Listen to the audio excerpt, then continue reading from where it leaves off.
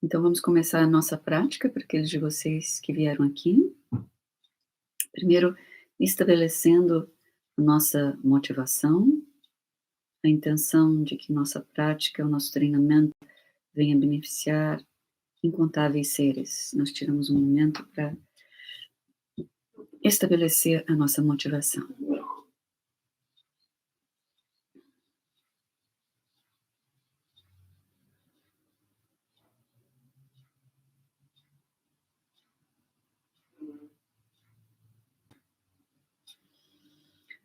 No caminho budista, de uma forma geral, falando do budismo de uma forma geral, em algum momento, quando nós nos engajamos no caminho, nós tomamos refúgio no Buda, no Dharma e na Sangha. E o ensinamento de Dzongzа Chinse Rinpoche, quando ele estava ensinando sobre o ornamento dos Sutras Mahayana, ele diz que a cerimônia de refúgio, ela com certeza nos ajuda a confirmar a nossa intenção, a nossa aspiração de buscarmos pela verdade, não é? Nós queremos entender a verdade de nossa própria experiência, a verdade da experiência de tudo que nos cerca, de todos os fenômenos. Isso nos ajuda a reafirmar esse propósito, mas ele diz o refúgio é muito mais do que isso.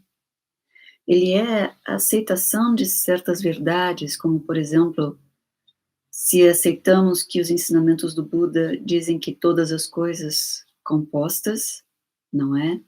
Como esse corpo, que é composto de carne, ossos, líquidos, essa mesa composta de madeira, prego, cola, não é a própria árvore de onde ela veio, composta de galhos e folhas que antes eram uma semente.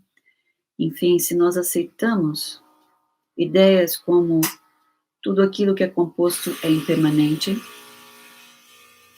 todas as emoções causam dor ou são um potencial, têm um potencial para causar dor, não é? Mesmo uma emoção de amor, onde nós amamos alguém, mesmo que essa pessoa tenha um comportamento perfeito em relação a nós, o que em geral não é o caso, porque nós ainda não estamos num estágio em que temos uma experiência da perfeição, mas mesmo que fosse o caso, quando nós perdemos essa pessoa, nós podemos sofrer, não é? Então também a verdade dos ensinamentos do Buda que dizem que toda emoção tem o potencial de causar dor. Quando nós aceitamos essas verdades, quando nós aceitamos essas ideias, nós estamos nos rendendo a essa verdade, estamos nos apoiando nessas verdades. Não só aceitamos essas verdades, mas aquele que a expôs, que é o Buda, não é? E também aceitamos a comunidade da Sangha, que são aqueles que compartilham essa mesma aceitação, esse mesmo caminho. Mas ele diz no Mahayana, a aceitação do Buda, do Dharma e Sangha é ainda mais grandiosa. Nós aceitamos e reconhecemos a verdade de que não importa quantas máculas, quantas negatividades nós possamos ter, a nossa verdadeira natureza é a natureza de um Buda. Isso é algo tão importante, não é? Porque às vezes nós sentimos tantas emoções negativas e pensamentos negativos que nós nos sentimos identificados com toda essa negatividade, como se fosse algo que não é possível de ser transformado ou purificado, que não é possível de ser eliminado. Também nós aceitamos, dentro do contexto do Mahayana, que tudo é uma projeção de nossa mente, que não tem, que tudo não tem, que toda experiência não tem uma existência inerente. Basicamente, reconhecemos que todos os fenômenos compostos são impermanentes, todas as emoções têm o potencial de criar sofrimento. Nós reconhecemos a natureza vazia de todos os fenômenos. Reconhecemos que o Nirvana está além dos extremos. Se nós aceitamos essas ideias, estamos tomando um refúgio na verdade dos ensinamentos do Buda, mesmo que nós não nos consideremos budistas. Dzongzha Chense Rinpoche sempre se refere a isso. Ele diz como é que o refúgio Mahayana difere do refúgio no sistema, por exemplo, Charvakayana. Ele diz, em primeiro lugar, tendo a visão correta da natureza última, a visão correta de Shunyata, vacuidade. Ele diz, o caráter do refúgio Mahayana tem a ver com dois tipos de acumulação, a acumulação de mérito e sabedoria. Na verdade, todos os caminhos do budismo, em todos os caminhos do budismo, a acumulação de mérito e sabedoria são extremamente importantes. Nós acumulamos méritos através de vários métodos. Através de sermos generosos materialmente, com o nosso tempo, com a nossa generosidade de trabalho, com a nossa generosidade de ouvir o outro que precisa ser ouvido, né?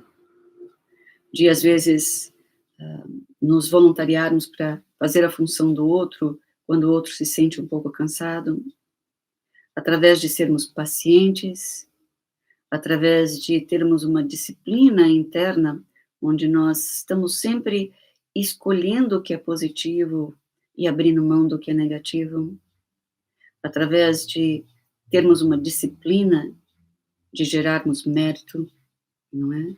Através de tentarmos ter uma presença mental em tudo aquilo que fazemos. E nós aspiramos pelo mérito, que através de todo esse mérito nós tenhamos também o mérito de não sermos influenciados pela confusão, não nos perdermos em nossas confusões e negatividades, na delusão, no autocentramento. Quando nós falamos sobre sabedoria, nós falamos sobre compreender a verdade, experienciar a verdade.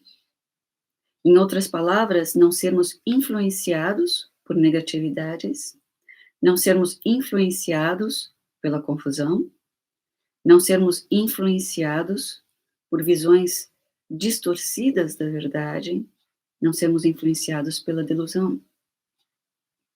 Quando nós falamos sobre sabedoria, não estamos falando sobre sermos inteligentes como alguém que é capaz de criar um programa de computador ou algo extremamente difícil de ser compreendido ou criado. Porque se essa inteligência não estiver liberando confusão, se essa inteligência não estiver liberando orgulho, negatividades, autocentramento, então ela não é sabedoria.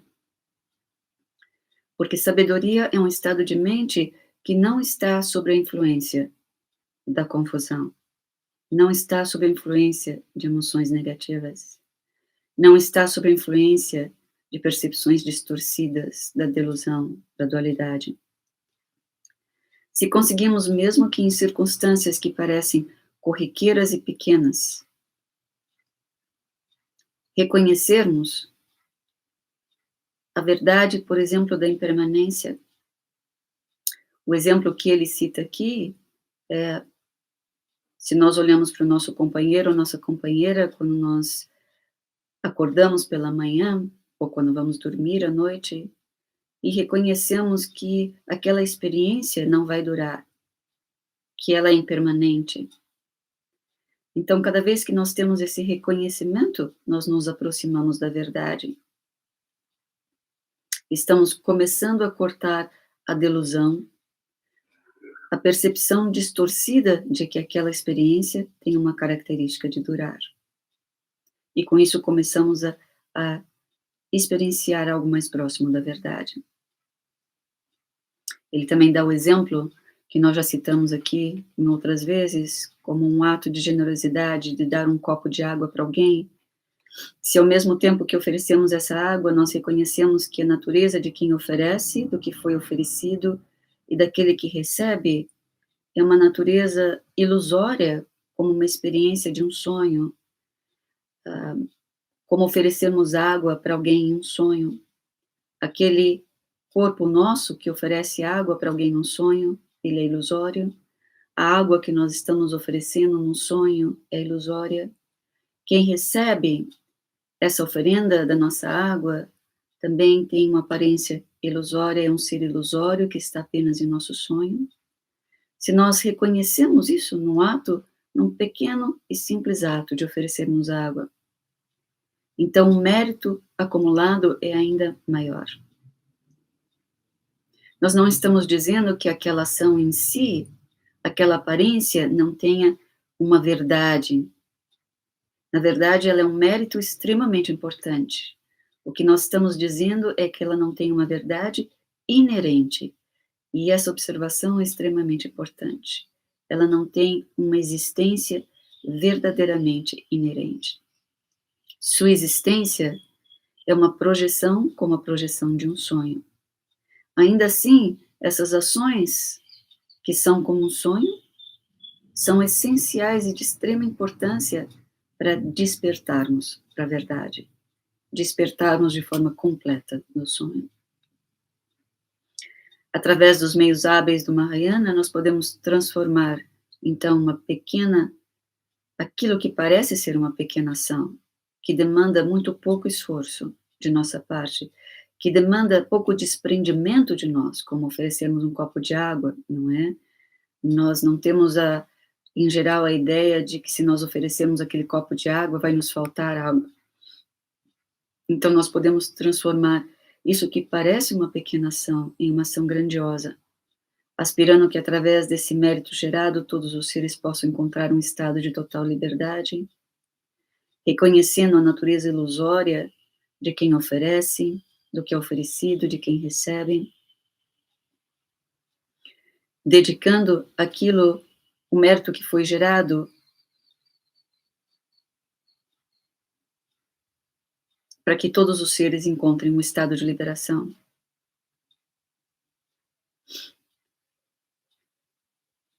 E se além de tudo isso nós mantemos pelo menos o pensamento conceitual sobre a sabedoria, não é? Quando nós falamos sobre sabedoria, não significa que nós já temos essa experiência, porque quando nós temos a experiência da sabedoria, não mais nós nos perdemos em negatividades, em confusões. Nós temos uma experiência de total lucidez, total clareza, inseparável de profundas qualidades, não é?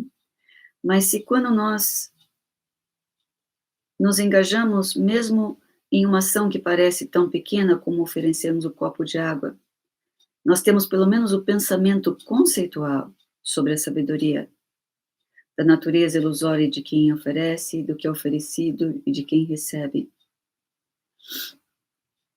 Então nós teremos todos os elementos do Mahayana ali. O ato de tomar refúgio no Mahayana é adornado com as duas acumulações, a acumulação de mérito e sabedoria. Esse é um aspecto. O próximo aspecto é a compaixão, a total empatia, nos colocarmos no lugar do outro. Mas a compaixão não é apenas isso no Mahayana, porque na verdade ela é uma experiência que surge do reconhecimento da verdade, da natureza vacuidade e shunyata. Nos sutras é dito, e nós já usamos esse exemplo anteriormente aqui, que uma mãe que tem 2 filhos, 2 crianças, uma com um problema de estômago ou algo parecido, e outra com problemas mentais, que causam profunda confusão em sua mente, que faz com que essa criança imagine coisas que não existem, que influencia toda a experiência dessa criança, tudo que ela vê fora, como ela vê a si mesma. Então, a preocupação que essa mãe tem com essa criança com distúrbios mentais é uma preocupação ainda mais especial, porque ela sabe que a forma como essa criança vê a si e a tudo o que está fora dela não é verdadeira, é distorcida. Da mesma forma, bodhisattvas têm uma compaixão especial por seres como nós, perdidos em confusões, em delusão, acreditando que as coisas têm uma verdade que não têm, acreditando que as coisas têm uma permanência que não têm. A compaixão no Mahayana tem um aspecto extremamente profundo que tem suas raízes no entendimento da verdade, shunyata, vacuidade. Nós nos referimos comumente a bodhisattvas como sendo os herdeiros dos Budas. E não necessariamente nós dizemos isso com relação aos arhats. Os arhats são aqueles que estão no caminho dos ouvintes.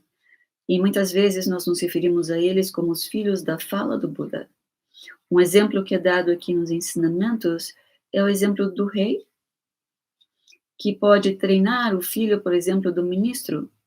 Ele pode treiná-lo na arte da batalha, em como governar, em diferentes aspectos, mas no final das contas, apenas o príncipe herdeiro irá ascender ao trono.